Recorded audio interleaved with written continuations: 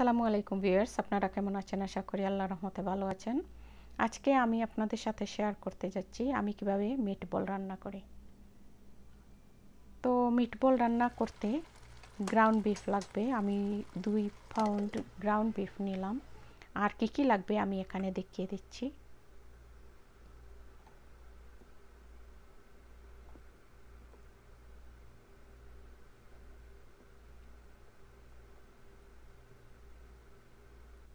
আমি একটা এগ নিয়ে ভালো করে কাঁটা চামচ দিয়ে ফেটে নিলাম।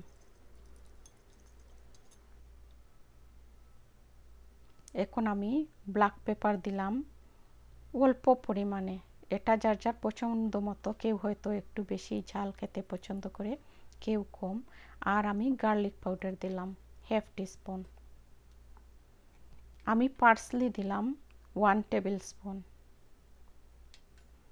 আর যে ডিমটা রেখেছিলাম সেটাও দিয়ে দিলাম। লবণ দিলাম পরিমাণ মতো। অলিভ অয়েল দিলাম পরিমাণ মতো। আমি প্লেন ব্রেড ক্রাম্ব দিলাম 1.5 কাপ পরিমাণ।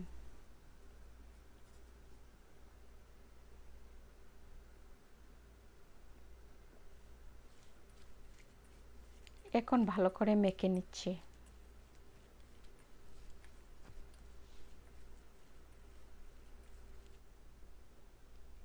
এখন আমি হাত দিয়ে ছোটো ছোটো করে মিটবল বানিয়ে নিচ্ছি।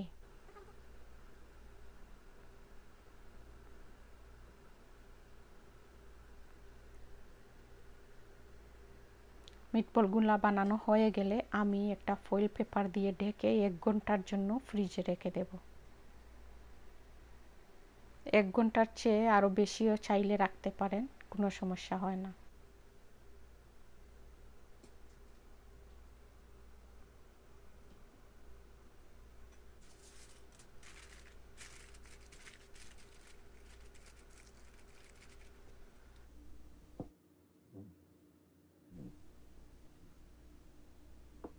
এখন আমি একটা পাত্রে অল্প অলিভ অয়েল দিয়ে মিটবলগুলা ভেজে নেব। তেলটা একেবারেই অল্প দিয়েছি যাতে পাত্রের তলায় না লেগে যায়।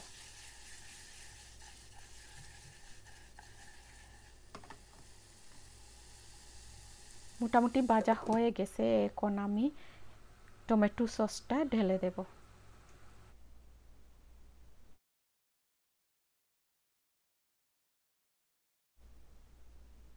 একেবারেই অল্প আঁচে আমি 10 মিনিট রান্না করলাম।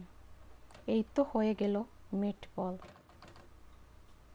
এটা দিয়ে মিটবল স্যান্ডউইচও খাওয়া যায়, আবার পাস্তা দিয়েও খাওয়া যায়। ধন্যবাদ সবাইকে।